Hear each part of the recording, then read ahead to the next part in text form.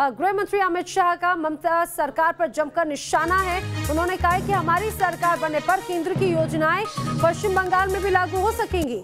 BJP को जनता का आशीर्वाद जरूर मिलेगा, ये अमित शाह ने उम्मीद जताई है। आपको बता दें, अमित शाह 2 दिन के दौरे पर हैं। कल वो कोलकाता पहुंच चुके थे और आज के उनके जो ऑफिशियल इस पूरे दौरे की शुरुआत आज से हुई, और जो दौरे की शुरुआत हुई वो एक अलग तस्वीर के साथ में हुई। आपको बता दें, आज सेवाश्रय आश्रम में पहुंचे, संतों से मुलाकात की, फिर गंगा सागर गए और उसके बाद में संतों का आशीर्वाद लेने के लिए आप देखिए कपिल मुनि आश्रम में पहुंचे।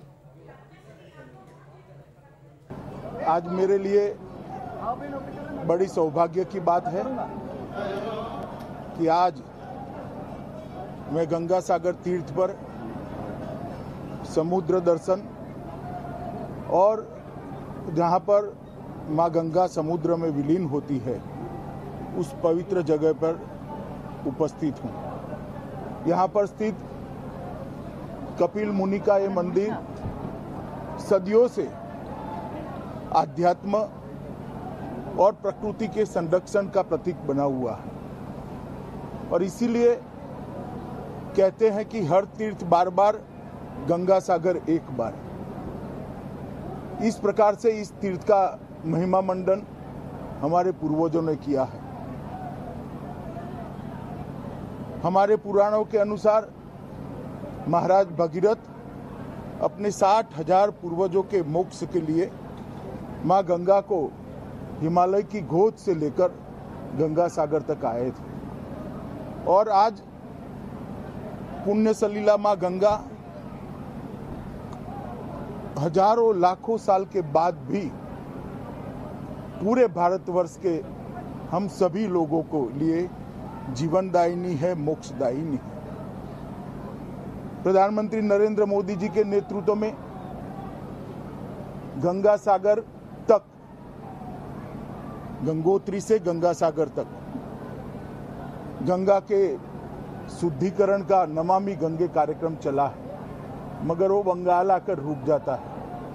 मुझे पूरा भरोसा है कि यहाँ पर भारतीय जनता पार्टी की सरकार बनेगी, तब बंगाल से गंगा सागर तक भी नमामि गंगे पूरा होगा। माँ गंगा को शुद्ध करने का, प्रदूषण मुक्त करने का, और उसे सभी बच्चों को स्नेह और वात्सल्य के साथ माँ गंगा नहला सके, इस प्रकार के निर्मल जल के आस्वाद ले सके, ऐसी गंगा की निर्मित करने का सौभाग्य भारतीय जनता पार्टी के कार्यकर्ताओं को मिलेगा। आज जब एक तीर्थ स्थान पर आया हूँ, यहाँ की स्थिति देखकर मुझे भी बड़ा दुख होता है, जैसे लाखों श्रद्धालुओं को दुख होता है। हम ये सुनिश्चित करेंगे हमारी सरकार बनने के बाद कि यहाँ पर केंद्र सरकार की जितनी भी टूरिज्म की योजनाएं हैं उसको सफलता से हम लागू करें, और उत्तरायण का मेला जो यहाँ लगता है उसको अंतर्राष्ट्रीय टूरिस्ट सर्किट में स्थान देकर इसको बहुत बड़ा टूरिस्ट स्पॉट बनाकर इस जगह के महात्म्य को दुनिया भर में हम प्रसिद्ध करें। मैं फिर से एक बार इस स्थान पर आकर अपने आप को बहुत धन्य महसूस करता हूं, और ये पवित्र तीर्थ स्थान करोड़ों देशवासियों की श्रद्धा का केंद्र है। उसका पुनर्निर्माण, पुनरोद्धार बंगाल भारतीय जनता पार्टी की सरकार से हो, ऐसी ईश्वर से प्रार्थना कर मेरी बात समाप्त। और सीधे रुक करेंगे तपस सेन गुप्ता का, मेरे सहयोगी सीधे समय जुड़े हैं। तपस, अमित शाह का ये 2 दिन का दौरा, लेकिन अगर इस पहले दिन की बात करें, चाहे बात वो पहले सेवाश्रय आश्रम गए, गंगा सागर गए, उसके बाद में फिर ऋषि मुनियों के बीच में पहुंचे, वहां पर उनका आशीर्वाद दिया, इससे किस तरह से देखा जाए ये पूरा दौरा और आज का ये जो पूरा दौरा रहा, ये कितना महत्वपूर्ण है?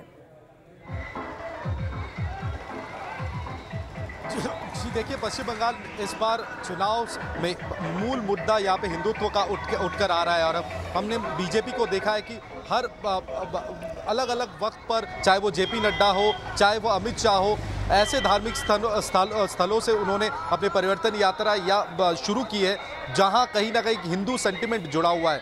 अगर आप गंगा सागर की बात करें तो हाँ, ये एक हिंदू सेंटिमेंट के साथ जुड़ा हुआ है, ये एक धार्मिक स्थल है और यहाँ पर पिछले कुछ सालों में ममता बनर्जी ने काफ़ी काम करके इसे एक बाकायदा टूरिस्ट स्पॉट बनाया। हालांकि जिस तरह से एक इंटरनेशनल डेस्टिनेशन होना चाहिए वो कहीं ना कहीं उसकी कमी रह गई है। तो आज अमित शाह ने ये बड़ा वादा उन्होंने कर दिया कि अगर जब बीजेपी सत्ते पे आएगी उसके बाद इस पूरे इलाके को, खासकर गंगा सागर को, एक इंटरनेशनल टूरिस्ट डेस्टिनेशन बनाया जाएगा और उसके लिए हर मुमकिन जो सहायता केंद्र सरकार की तरफ से की जा सकती है वो हर मुमकिन सहायता की जाएगी।